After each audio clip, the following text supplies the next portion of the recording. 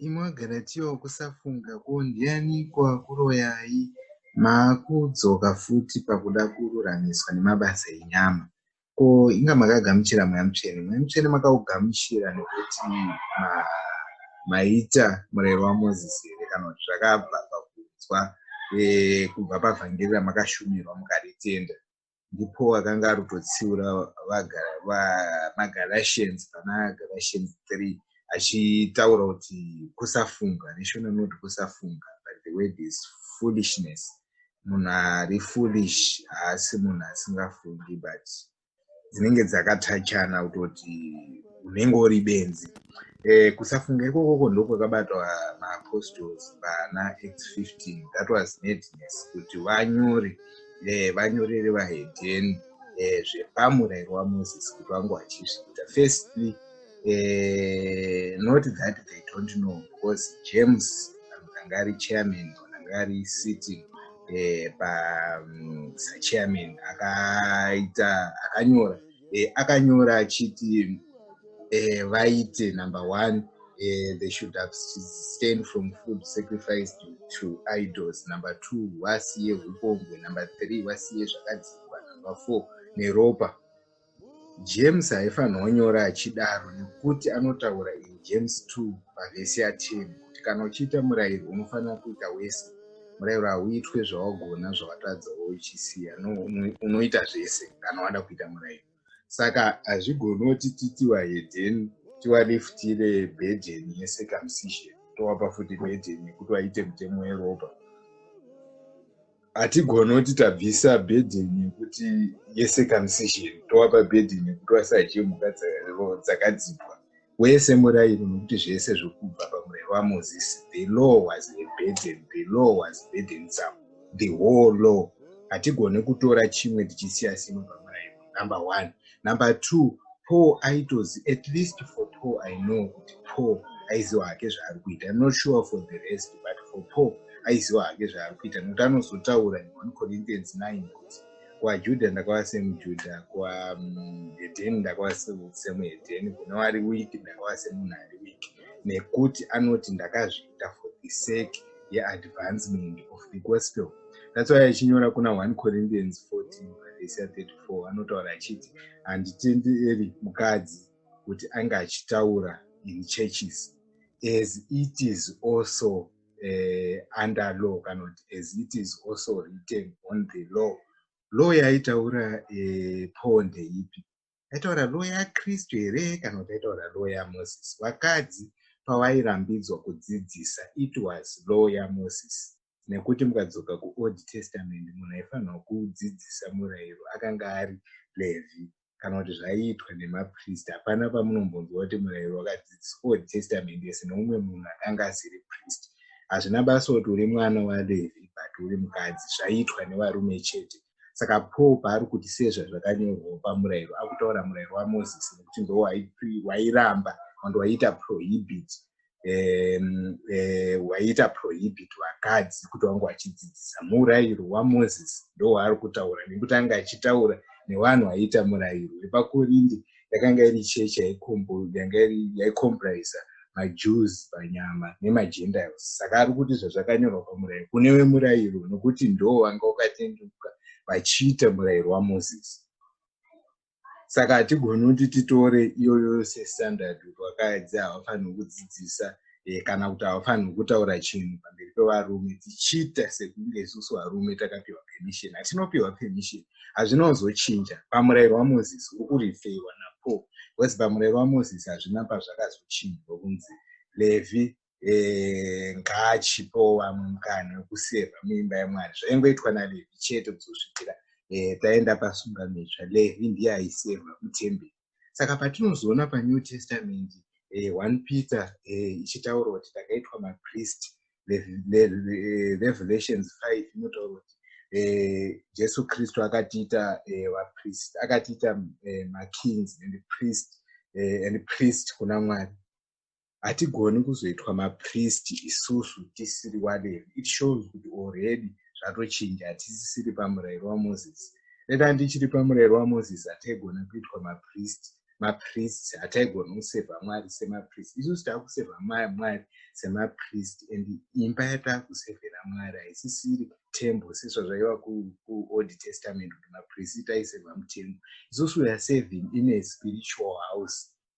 Ours is a spiritual house. Saka we made this priestess varume nevakadzi kuti tisevhe Mwari. That's why John 1 ichiti John 1 verse 11 ichiti verse 12 kune vese vakatenda akavapa simba rokuti vanzi vanakomana vaMwari. Veshona rinoti vana vaMwari, but it's vanakomana vaMwari because takaitwa masons tese varume nevakadzi.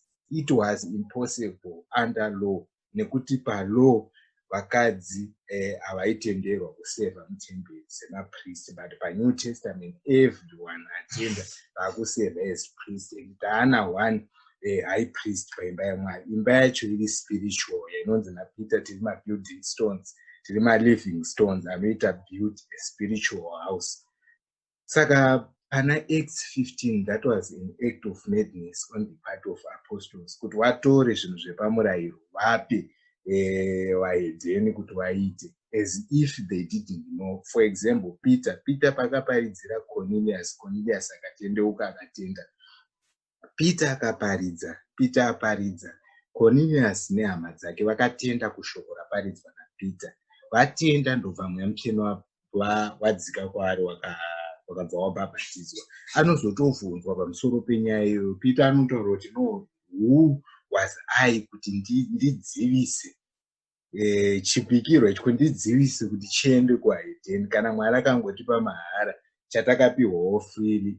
Who was I kuti ndichidzivise? Saka Peter itozviziva kuti wahedheni wagamuchire mweya mutsvene hazvina kubva pakuita murayiro waMozisi. But pana Acts 15 vakagara vese varume vakuru nekuzarurirwa kwese vakati vanyorere vahedheni pane zvekuti pamurayiro waMozisi wavanotoziva. Paul anotoziva. For Paul, I am certain that he knew what he was doing. I'm not sure for the rest, but for Paul, I know that he knew what he was doing. He knows kuti murayiro wakafa kana kuti murayiro werufu kuuita kuti tisvitse pakururama kwaMwari. Asi tinoruramiswa nekutenda. Kutenda kunobva chiri chipo chaMwari, kwete chebasa rataita kana kuti ratagona. Saka vahedheni havafaniri kuitwa piwa bhedheni yekunzi vasajye zvakabayirwa chifananidzo. Kana mavapa kubvisa bhedheni yecircumcision, beside the whole law, kwete kuvati vaite zvimwe part of the law vachisiya zvimwe, nekuti James wakataura pa2:10 ukati kana munhu achiita murayiro anofanira kuita wese, kwete kuita zvimwe achisiya zvimwe. Kana ukakundikana pane chimwe chete chemurayiro, wakundikana pazvinhu zvese, haugoni kuti wagona kuita murayiro weropa wozotadza. That's why muchiona kuti umwe anogona kuti akaenda panhamo kuti inini handibati handidyi nyama.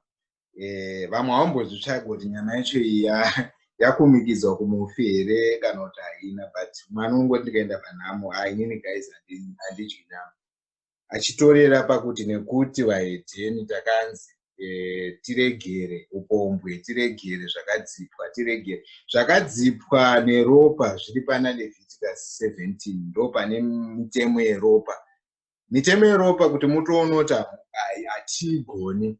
Proof yacho iri pakuti vanhu vanobva kumhanyira kuti ropa iri nderekudya, panonzi rekudya.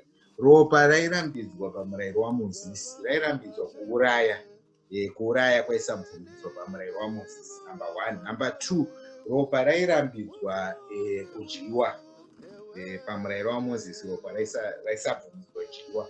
Number 3, ropa rairambidzwa kunge richierera kana kuti kungochirwara in such a way yekuti kubuda ropa, especially kuvakadzi pavanoita maperiods avo, hawaifanirwa kuenda panzvimbo tsvene nekuti unenge uchinzi wakasviba. Saka kune vanenge vachiti hatidyi nyama parufu nekuti yakabayirwa zvifananidzo, reference yacho oti nekuti isusu vahedheni takanyorerwa kunzi tisadye zvakabayirwa zvifananidzo. Well, panozvarwawo mwana futi munofanirwa kuchengetedza mazuva 33 days kana ari mukomana kana kuti 66 days kana ari musikana, nekuti ndo zvanga zvakanyorwa pamutemo weropa wekunge munhu azvarwa. Ndosamuchiona Jesu paakazvarwa zvinonzi mazuva kuzvinatsa kwavo akanga